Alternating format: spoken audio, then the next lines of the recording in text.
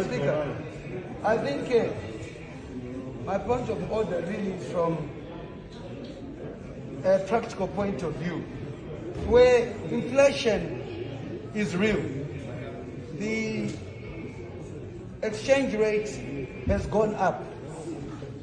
The question is disposable income. How can the minister guarantee that with the prices going up and inflation, the money that the civil service and all of us are being paid here will be able to have value when there's no increase in salary, but there's increase in prices and all over. So Madam Speaker, mchishona ndechekuti hongu zvinhu zvikukwira asi vanhu havasi kubhadhara mari ne-increment according to the percentage yezvinhu zviri kukwira. Saka vanhu vanogona kurarama sei nemari shoma izvo zvinhu zviri kukwira.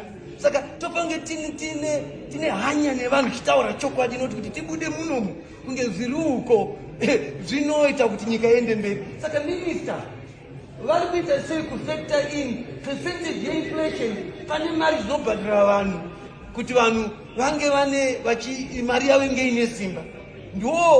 Ndipo pane nyaya chaipo kuti zvinhu zvichikwira masalaries hazi. Open your pockets. Let's see the money in your pocket. What we are doing. Let's see the money in his pocket. Make sure that the debates.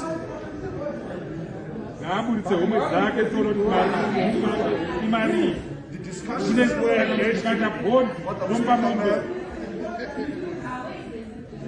in the discussions that we're involved in, Madam Speaker, as we discuss how to improve salaries, we are taking into account the current inflation levels and the hike in prices in our shops. So I can assure the Honourable Member Mliswa that in reviewing salaries, we are taking into account the levels of inflation, the hike in prices, and also what we've done as a government is to allow the private national citizens to bring in basic commodities duty-free.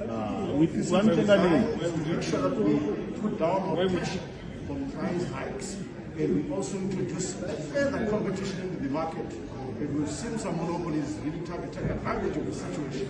We want to make sure that we're not successful in doing that. So both the duty-free strategy in terms of liquidation of basic materials and commodities, and the increase in salaries that we're working on will go a long way in improving the purchasing power of salaries for our civil servants. I thank you.